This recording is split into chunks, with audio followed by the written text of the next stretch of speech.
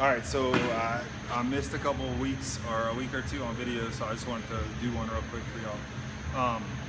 Try to do stuff that's not common, so you get a fuller understanding of stuff. But we just did rebounding box jumps today, and I wrote about it a little bit. But what I want to talk about is the rebounding box jump, the ground force reaction, muscle elasticity, and the amount of time you spend on the ground. They all go together, all right? So ground force reaction is physics principle, right?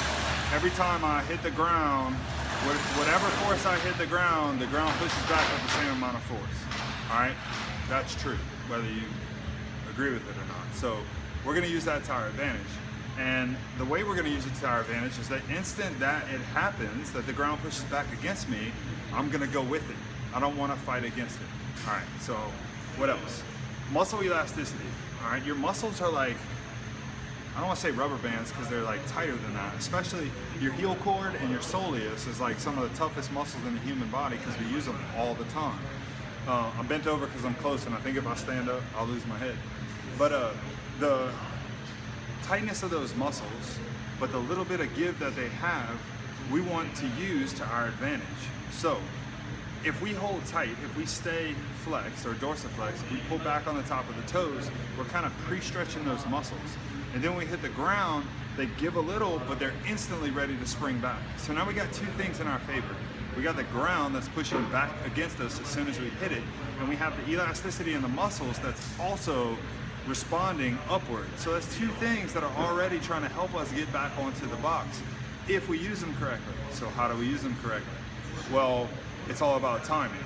So when you do your box jumps, if you want to immediately jump back on the box, think about it. You have to land in the jumping position. You can't land in a landing position and then go back to the jumping position and jump.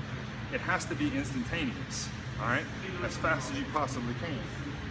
So you'll notice when you do your double unders, or maybe you don't, and maybe that's your problem, but if you jump and hesitate, you lose that moment of opportunity, all right? So if I'm trying to rebound on the box, if I come down, hesitate a second, I don't get the benefit of the ground force reaction or the muscle elasticity. Because when I hit the ground, it's absorbing, you can see it. It's absorbing, and then I have to start over.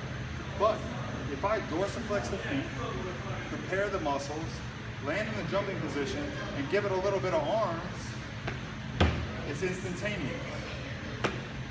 And that's how it has to be if you're gonna get the benefit of the ground force reaction and the muscle elasticity. So where does that matter? Well, for one, in your double unders.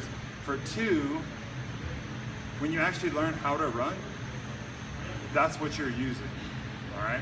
So I'm not gonna get into running, pose running in the run clinics that we do, which we should have one coming up pretty soon. But we're gonna teach you guys how to use that same ground force reaction,